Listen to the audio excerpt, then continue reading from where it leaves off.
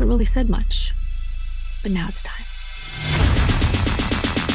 So Netflix just dropped a 3-part doc about the rise and the fall of America's Next Top Model. The show premiered in 2003, but it reached a new level of fame when people were in lockdown binging old content in 2020. And through this more modern lens, viewers didn't think the content of the show really held up, and they were calling for accountability. So people were waiting for a doc like this, thinking it would be an opportunity for its creators to own up. More on that later. For now, here are some of the biggest moments from the doc. Tyra Banks, Jay Manuel, Miss J. Alexander, and Ken Mok were all interviewed about controversial incidents on the show in front of the cameras and behind the scenes. We hear from Shaundi Sullivan. Now, at the end of season 2, the models all traveled to Milan, and after a shoot, the male models they were working with were invited back to where the contestants were staying. Shaundi says she vaguely remembers a man on top of her, but that she was blackout drunk and wishes somebody would have done something to stop it. Everything had been filmed. The next day, she asked to call her boyfriend, and production only agreed on the condition that they could film her personal conversation. Tyra, Ken, and Jay were all asked about the situation, but didn't definitively say who was ultimately responsible. Nothing new came out of this viral Tiffany Richardson moment. I was rooting for you. We were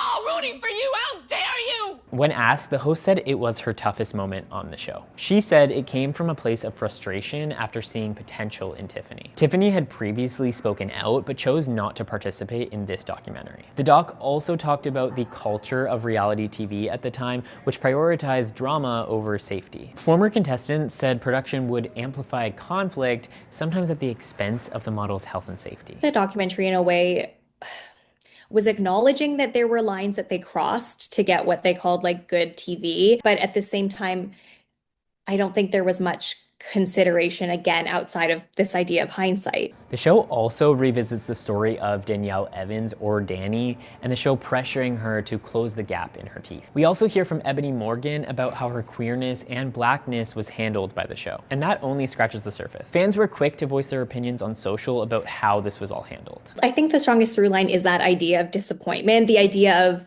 did we really need this? It really feels like a money grab of sorts, or just Tyra, quote unquote, atoning so that she could have her TV show comeback.